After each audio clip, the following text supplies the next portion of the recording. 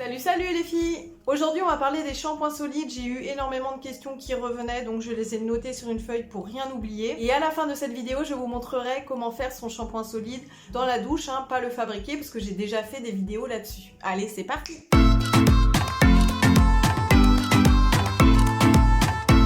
Première question, qu'est-ce qu'un shampoing solide? Un shampoing solide, c'est un shampoing qui est solide, tout simplement. Voilà, la vidéo est terminée. Non, je déconne. Un shampoing solide, c'est un produit cosmétique qui se présente sous différentes formes. Donc ça peut être sous forme de cannelés, d'ailleurs on a envie de les manger. Ça peut être sous forme ovale, rectangle, comme un savon. Il peut aussi se présenter avec différentes couleurs, donc selon les ingrédients qu'il contient. Donc ça peut être un shampoing solide blanc, ça peut être un shampoing solide marron, ça peut être un shampoing solide vert. Purée, j'en ai déjà marre de dire le mot shampoing solide, je sais pas combien de fois je vais le dire dans la vidéo, mais waouh! Donc le shampoing solide, il a une capacité nettoyante plus ou moins douce selon la formule.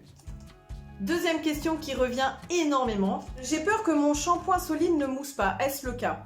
Il faut savoir que lorsqu'il y a de la mousse, ça ne veut pas dire que ça lave. Ça, c'est une idée ancrée en fait depuis des millénaires, mais ce n'est pas le cas. En fait, parce que moi, par exemple, je me lave avec des poudres ayurvédiques, il n'y a pas un pet de mousse et pourtant j'ai les cheveux très propres. Donc ça, il faut vous enlever ça de la tête. C'est pas parce que ça mousse que ça lave. Dans tous les cas, les shampoings solides moussent, donc ne vous inquiétez pas. Et d'ailleurs, vous le verrez dans ma démonstration à la fin. Ah non, mon chat! Petit bouillon, petit chacha! Faut quand même savoir que c'est la deuxième fois que je fais cette vidéo. La première fois je l'ai faite dehors et en fait j'avais mon coq qui n'arrêtait pas de chanter, c'était l'enfer. Il chantait trop donc j'ai fait à l'intérieur et là maintenant c'est mon chat qui m'embête quoi. Alors j'en étais où dans mes questions? Attends, je suis vachement essoufflée du coup. Oh mon pauvre petit cœur. Troisième question, je fais un shampoing liquide tous les 2 jours, est-ce que je peux garder la même fréquence? Alors bien sûr, avec un shampoing solide, on peut garder la même fréquence qu'un shampoing liquide.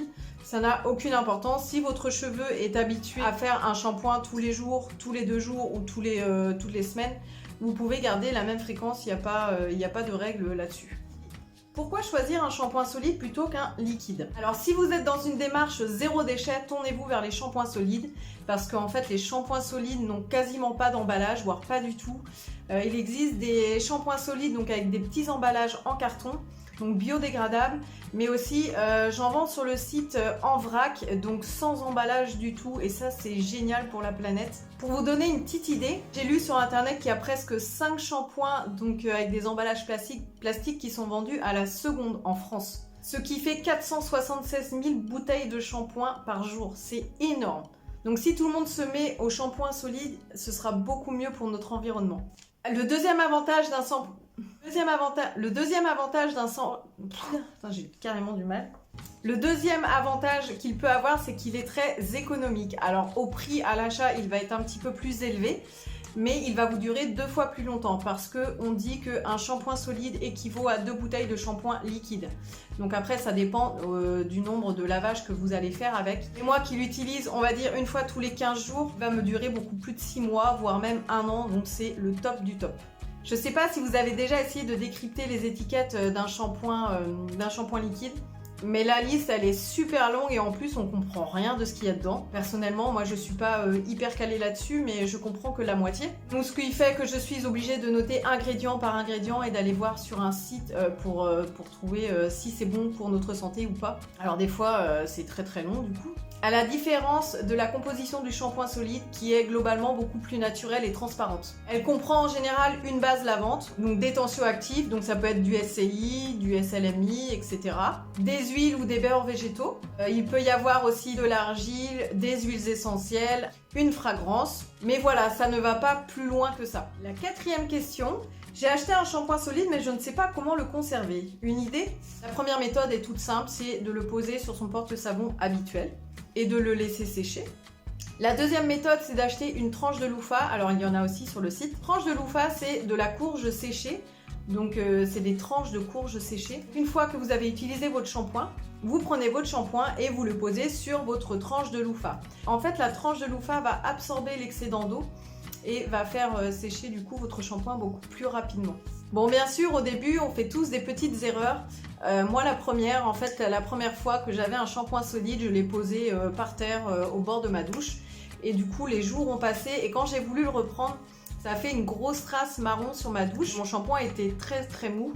C'est à ne pas faire. Alors déjà, c'est pas très propre niveau hygiène. Et puis le shampoing solide va se désagréger beaucoup plus rapidement et va devenir assez mou. Et du coup, pour l'utilisation, c'est pas très pratique. Sinon, si vous partez en vacances, vous pouvez le mettre dans une petite boîte hermétique. Mais par contre, laissez-le bien sécher auparavant. Parce que si vous le mettez mouillé dans une petite boîte hermétique, les bactéries vont arriver. Donc évitez de faire ça. Alors la dernière question. J'ai les cheveux gras, existe-t-il un shampoing adapté pour mon type de cheveux? Alors bien sûr, il existe des shampoings solides adaptés pour tous les types de cheveux. Donc il existe des shampoings pour les cheveux gras, des shampoings pour les cuirs chevelus à problème, des shampoings pour les enfants, des shampoings pour les cheveux lissés, défrisés, etc. Des shampoings détox, des shampoings pour les cheveux secs, des shampoings aussi pour l'été lorsque l'on va trop à la mer ou à la piscine et qu'on a beaucoup de chlore dans les cheveux, donc pour hydrater au maximum. Il y a aussi, pour celles qui font des colorations végétales, des shampoings à base de poudre de cidre pour éviter le dégorgement. De toute façon, ne vous inquiétez pas, je vous mettrai en barre d'infos le lien de tous les shampoings solides qu'il y a de disponibles sur ma boutique en ligne Eneindis. Puis si vous aimez bien faire des petites tambouilles, je vous conseille de fabriquer votre shampoing solide pour votre type de cheveux. Comme ça, vous mettez ce que vous voulez dedans. Adapté pour vos cheveux, et puis ce sera une fierté aussi de l'avoir fait vous-même. Moi j'ai déjà fait des vidéos aussi sur la fabrication des shampoings solides, donc je vous les mettrai aussi en barre d'infos. Bon, maintenant que j'ai fait le tour de toutes les questions, je vais vous faire la petite démonstration du coup de comment je fais mon shampoing solide.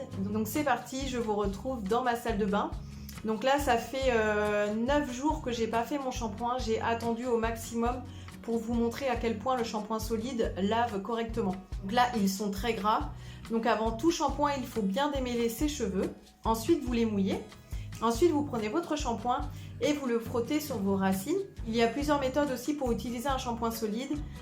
Moi, je frotte directement le galet sur mes racines, mais je sais qu'il y en a qui frottent le galet entre leurs mains et qui appliquent ensuite la mousse sur les racines. Il n'y a pas de meilleure méthode. Moi, j'utilise celle-là, mais ce n'est peut-être pas la meilleure, mais moi, elle me correspond en tout cas. Une fois que vous avez bien appliqué aux racines, vous massez. Donc comme vous le voyez, il y a une mousse légère et onctueuse qui se forme. Pas besoin d'appliquer le shampoing solide sur vos longueurs, sauf si vous avez fait un bain d'huile. Parce qu'en fait, en rinçant vos cheveux, la mousse qui se sera formée coulera sur vos longueurs et du coup, ça les lavera automatiquement. Une fois que vous avez fait votre shampoing, vous pouvez utiliser votre après-shampoing habituel ou votre eau de rinçage, comme vous avez l'habitude de faire. Et vous laissez sécher naturellement. Voilà le résultat sur cheveux propres. Donc comme vous pouvez le voir, mes cheveux sont très propres, très doux. Alors ça, vous ne pouvez pas le toucher malheureusement, mais moi je vous le dis, ils sont très doux. Ils sont brillants, volumineux. Voilà, avec un seul shampoing, ce qu'on arrive à faire. J'espère que cette vidéo vous aura donné envie d'essayer un shampoing solide. Moi en tout cas je suis une adepte depuis le début du naturel, donc ça fait plus de 8 ans que je les utilise. Alors je tourne entre les poudres ayurvédiques et les shampoings solides, ça dépend de ma flémingite. Si par contre vous utilisez un shampoing solide et que vous vous retrouvez avec les cheveux poisseux ou mal lavés, c'est que le shampoing solide ne vous correspond pas. Donc essayez d'en trouver un autre qui correspond à votre type de cheveux. N'oubliez pas de faire un petit clic pour vous abonner, de mettre un petit pouce en l'air et moi je vous retrouve très bientôt dans une prochaine vidéo. Bye bye!